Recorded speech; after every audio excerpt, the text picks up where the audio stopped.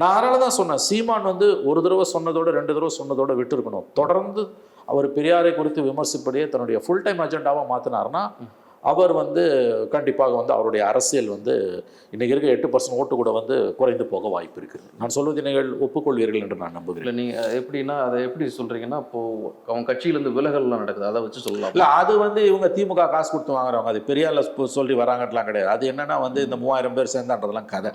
அது எப்படியுமே இவெல்லாம் ஒரு ஃப்ளோட்டிங் கிரவுண்டில் இருப்போம். நீங்கள் ஒன்றில் அந்த ஃபோட்டோஸை வச்சு பார்த்தீங்கனாலே தெரியும். ஜெயலலிதா பீரியடில் வந்து 4000 பேர் திமுகலேருந்து அதிமுகவில் சேர்ந்தோம். திமுக பீரியடில் கருணாநிதி இருக்கும்போது ஜெயலலிதா 4000 பேர் இப்படி வந்து கட்சி மொத்தமாக சேரது ஒரு பக்கம். நம்ம மாவட்டங்களில் பல்வேறு மாவட்டங்களில் அந்த கட்சி நிர்வாகிகளே ப்ரெஸ் மீட் வச்சு நாங்கள் இந்த பொறுப்புகள் வந்து விலகிறோம்னு சொல்கிறாங்க. அது என்னன்னா இல்லை, அதில் வந்து பெரியார் குறித்த அந்த கருத்து மட்டுமே காரணம் கிடையாது. அது ஒரு அடிஷ்னல் ஃபேக்டர்களாக இருக்கலாம். தேர்தலை வந்து கூட்டணி இல்லாமல் தான் சந்திக்க போகிறோம் என்று தொடர்ந்து சீமான் பேசுவது அவர் கட்சிக்குள்ள ஒரு கொதிநிலையை ஏற்படுத்தியிருக்குது. ஏன்னா எத்தனை தடவை நின்னாலும் நம்ம தோக்க போறோன்றது அவருக்கு தெரியும்.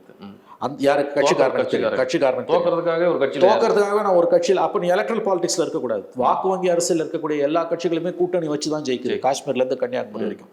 அது மோடியாக இருக்கட்டும், ராகுல் காந்தியாக இருக்கட்டும், ஸ்டாலினாக இருக்கட்டும், யாராக இருக்கட்டும், எல்லாரும் கூட்டணி வச்சு தான். ஆனானப்பட்ட ஜெயலலிதா கருணாநிதியை கூட்டணி வச்சு தான் ஜெயிச்சாங்க.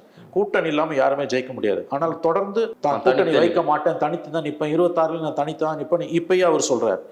அப்படி அவர் சொல்லும்போது என்ன நடக்குதுன்னு கேட்டிங்கன்னா, வாக்கு வங்கி அரசியல் இருக்கக்கூடிய ஒரு கட்சியை தொடர்ந்து இது வரைக்கும் அவர் 16, 19, 21, 24 4 தேர்தலில் தோத்து 5ஆவது தேர்தலையும் தோக்குறாரு.